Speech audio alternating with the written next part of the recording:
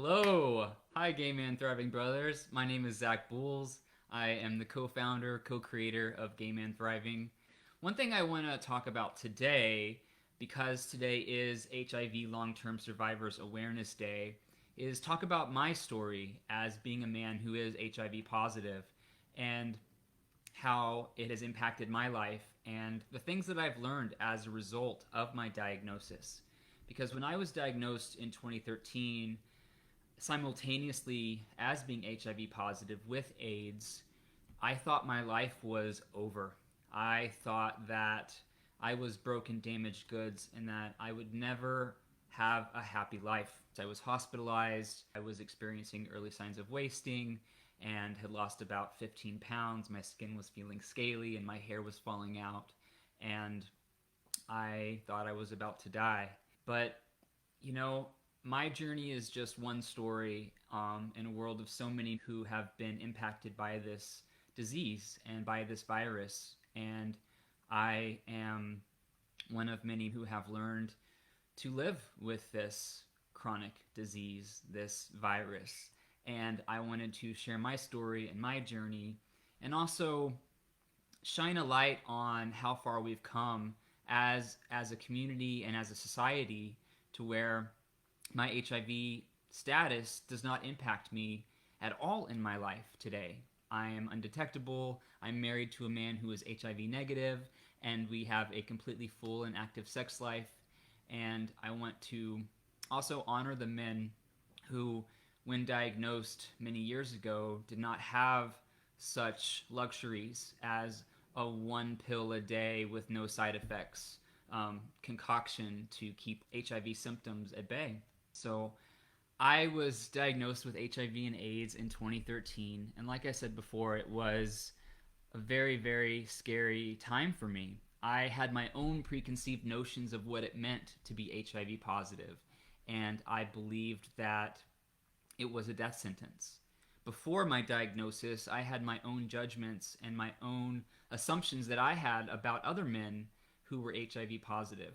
I judged them as damaged goods, and I judged them as something that I didn't want to be a part of because I was scared, and I was also very unaware and uninformed of what it meant at the time. But when I was diagnosed, I projected all of those fears and insecurities onto myself, all of my judgments. And even after I started restoring myself to health, being put on antiviral medication, and I recognized that my life was going to be very different than it was before, based on how I was perceiving the world outside of me, and based on how I was allowing myself to be affected by other people and other people's judgments and other people's bias. Because even today, I speak with gay men all the time who feel insecure and feel rejected because of their HIV status.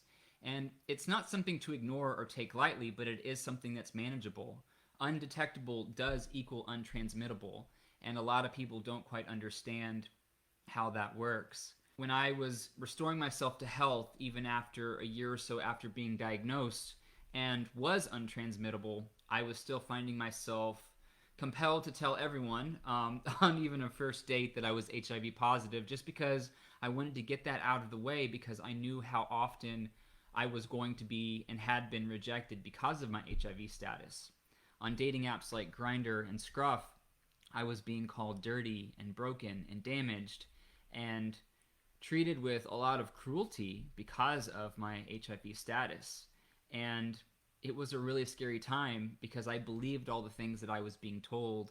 I took all the things that were said to me very personal, and it put me in a really, really dark place for a very long time. In fact, it took me a good 5 years or so to pull me out of this deep, dark hole that I found myself in. My struggles wasn't so much because of my HIV diagnosis, but it was because I wasn't accepting myself and I wasn't accepting my status. And that diagnosis really fed into my own self-doubts and insecurities about already not feeling good enough, which is what led to all of my drug abuse and substance abuse problems, my very dangerous sexual practices that led to my HIV diagnosis to begin with. I feel like men with HIV positive status have gone through such extreme struggles internally and externally, being accepted by other people, being judged, being rejected. And one thing that I've come to learn and own is that that's a small piece of who I am. It's a very manageable virus that I have put at bay thanks to one pill a day. And I'm very fortunate that I have found someone who accepts me completely and wholly, exactly who I am. On my first date with Andrew, I told him my HIV status, and there was a lot of fear. There was a lot of fear because I liked him so much, and I felt so much amazing energy and connection and acceptance by him. But knowing that I had been rejected by this so many times by other people, I was scared that he might be one of those men who didn't want to risk being with me. And I'll never forget looking him in the eyes with so much fear, telling him my status, for him to not flinch and to lovingly tell me that he accepts me for who I am. There's a lot of things that we can all learn from one another, and as a society, I'm so proud that we are coming together in such beautiful ways to have days like today, which is HIV Long-Term Survivors Awareness Day. Not everyone is going to be accepting of who we are, but that goes for all aspects of life. We are in a world with, a lot of judgmental people, but we're also in a world with a lot of very open, loving, kind individuals. And I felt that when I came out to the world as HIV positive, it was like coming out for a second time. I was scared shitless, and I'll never forget making my first video talking about my HIV status to the world. It was terrifying. I remember crying and feeling so much shame and fear of how other people would see me, thinking about how relatives who might not know, or old friends from high school, old acquaintances, old boyfriends might view me. I was terrified at that judgment. And I'm so glad that I was able to push through that fear and be a voice in this world of what it means to be an HIV positive man. And to know that that is a teeny tiny part of who I am. Just like being flaming gay, as I am, as you can see, celebrating myself for it. That's just a part of who I am. I love that the month of June we're able to really embrace who we are on a whole new level and really show the world that we are unapologetically ourselves. I am unapologetically a gay man, a beautiful gay man with so much to offer this world. And I love that as each of us step into our light and step into our beauty and step into our power, we're able to help chip away at the preconceived notions of what it means to be gay.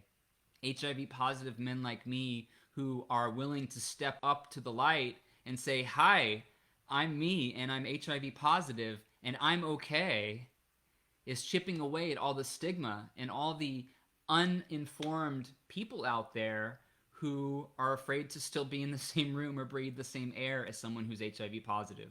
Not everyone up-levels their consciousness at the same time, and people are all doing the best that they can with what they've got.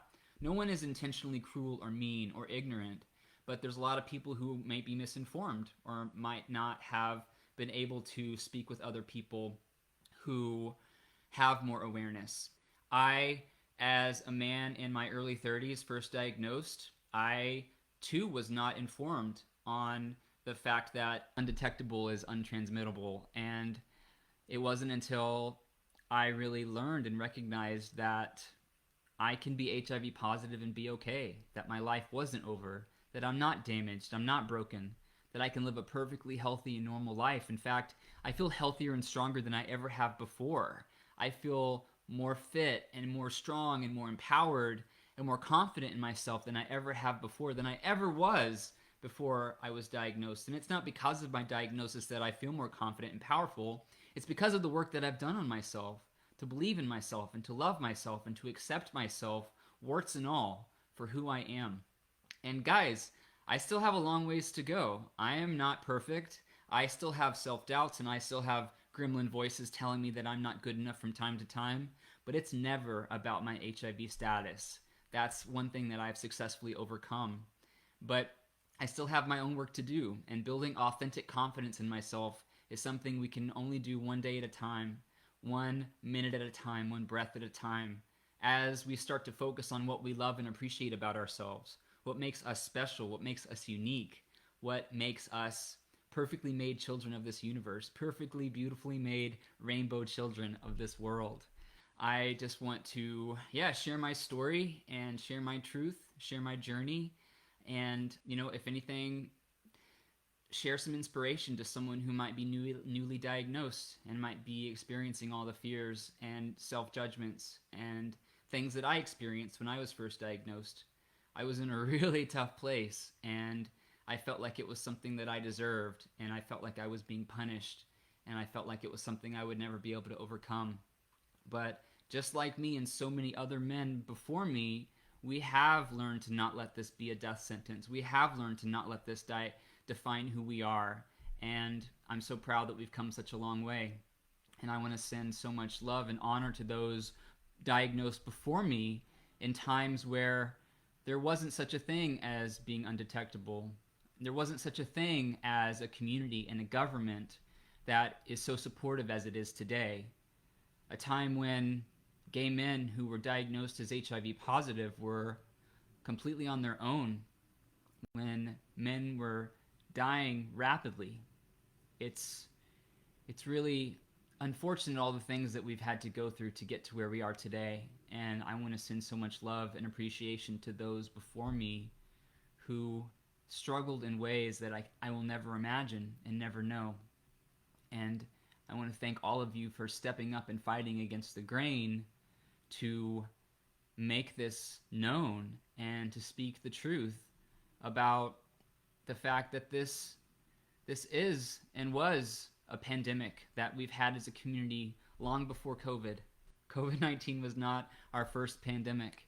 So I just wanted to come on and share my journey, which is 9 years or so in the making, but that I'm here and I've survived and I'm stronger than I've ever been before. Please join me in honoring those who lost their lives in this struggle, and please join me in honoring all of those who have survived against all odds at a time when HIV positive was a death sentence. We've come a long way as a community, and we still have a long ways to go with the stigmas that are still out there. And I hope, if anything, this has helped spread awareness and maybe some inspiration that we can get through anything.